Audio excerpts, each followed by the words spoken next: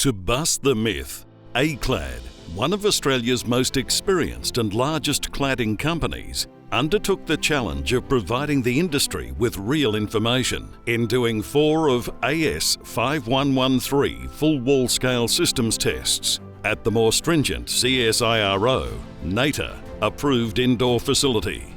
A-Clad's mission was to reassure all Australian building owners, in whom have a total of 7.2 million square metres of the proven fire-safe Mitsubishi L-Pollock FR on their buildings, including many large hospitals, how it performed in this extreme fire test. A-Clad's attitude to this stringent fire test was to replicate as constructed details and framing material to ensure the 4 tests truly represented as constructed projects. That is, number 1, no cavity barriers were used. Number 2, a large 125mm cladding zone. Number 3, vertical alloy framing, no horizontal steel framing. Thus the chimney effect could occur, presenting worst-case scenario. Last of all, A-Clad insisted on, for the first time on any BS8414 test rig, to incorporate a full window system to truly replicate a fire outbreak of a window.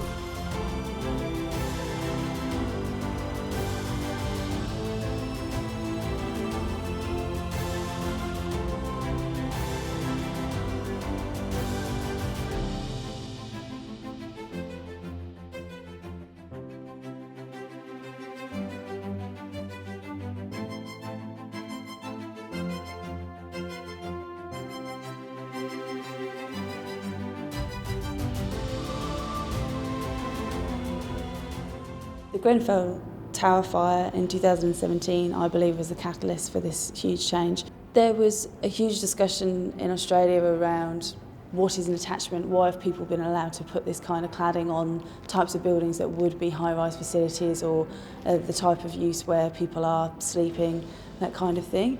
And then, relatively quickly they brought out the 2016 BCA Amendment 1, which looked to change the way to actually define what an external wall was. So there was no more excuses, oh, this is an attachment.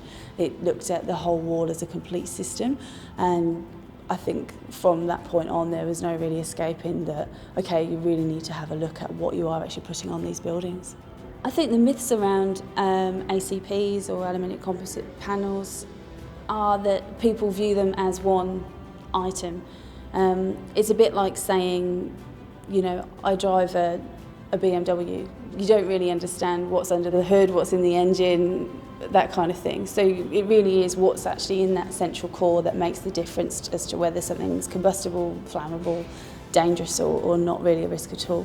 Because it was 100% polyethylene core, that caused the issue. Now people are assuming all composites are the same as what went on in London. That's not the case. The Mitsubishi panel, which has been used here since 1999-2000, has been a fire retardant core, FR core, which is still deemed safe to be used on buildings today. There have been plenty of buildings that have been audited with this product on it that are deemed safe to stay. What happened in London, for the person on the street who doesn't understand a lot of this, is the core of that product is highly flammable, and that's what caused all the issues. So we developed the new product to be more safe for the people living in the residence, working in the offices. So that's why our motivation was realized to develop the FR product next to the polyethylene material.